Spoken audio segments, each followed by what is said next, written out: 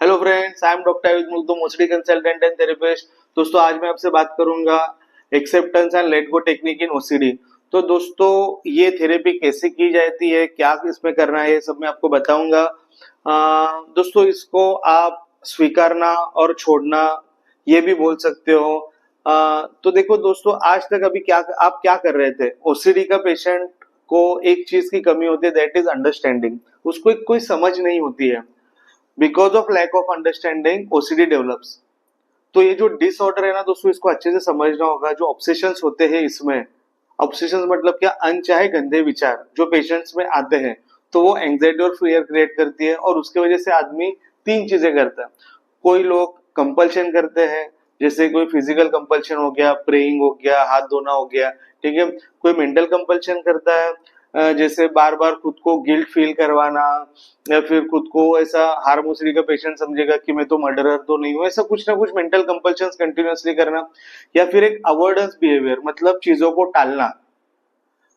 तो ये सब चीजें आदमी ओसीडी का पेशेंट करता है। तो ऑब्सेशंस जैसे ही आते हैं और ये कुछ तो कंपल्शन है, फिर कुछ रिएक्शन उस चीज को करता है, तो ये थॉट्स बहुत सारे बहुत ज्यादा फ्रीक्वेंसी से आने लग जाते हैं। और दोस्तों दिमाग में ना एक घमासान युद्ध चालू रहता है विचारों के बीच में। ये थॉट मुझे क्यों आया, ये थॉट ऐसा मुझे क्यों आ रहा है, और इस थॉट की वजह से मैं बुरा आदमी तो ना बन जाऊंगा, ऐसे सब थॉट्स आते रहते हैं। तो दोस्तों अभी तक आपने क्या किया है, आपने उस थॉट के साथ लड़ाई की है। ये थॉट मुझे क्यों आ रहा है, और मुझे थॉट आ रहा है तो कुछ ना कुछ फिजिकल कंपल्शंस कर रहे हो। ऐसा करके आपका ओसीडी ठीक हुआ है? नहीं दोस्तों, आपका कितने सालों से, कितने महीनों से आपको ये ओसीडी है। आप कितने टाइम से कंपल्शन और अवॉइडेंस करो, आपका ओसीडी ठीक नहीं हो रहा है, आपका ओसीडी बढ़ रहा है।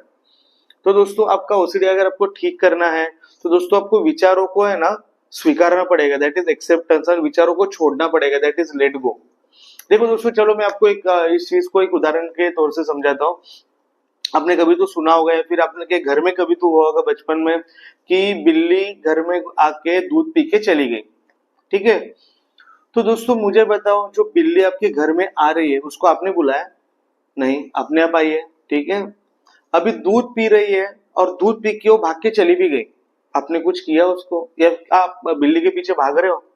नहीं भाग रहे हो। तो दोस्तों आपको समझना है, अगर कोई हार्म ओसीडी का पेशेंट है, सेक्सुअल ओसीडी का पेशेंट है, उसको समझना होगा, ये कोई भी ओसीडी का पेशेंट है, कि ये जो अनचाहे थॉट्स थे ये बिल्ली जैसे थे। अनचाहे थॉट्स अपने चाहा नहीं, अपने आप आए हैं। जैसे आपके मन में ये थॉट अपने आप आते हैं, बिना बुलाए आए हैं, जैसे वो बिल्ली आपके घर में बिना बुलाए आई थी। जब वो दूध पी रही है, मतलब आपका वो फियर और एंजाइटी है, ठीक है।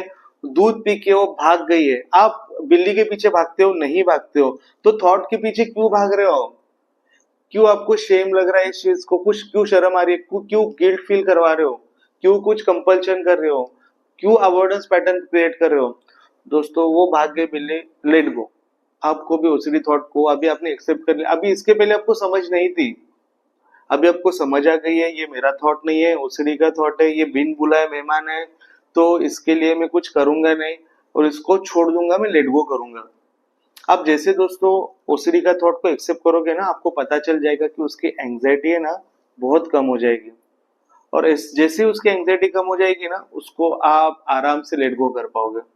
दोस्तों ये जो टेक्निक है ना, मेरे बहुत सारे पेशेंट में काम आते हैं, मुझे बहुत सारे फीडबैक मिले हैं। और दोस्तों मैं एक चीज बताऊंगा आपको, अगर ओसीडी ठीक करना है तो ये टेक्निक आपको डेली प्रैक्टिस करना पड़ेगा।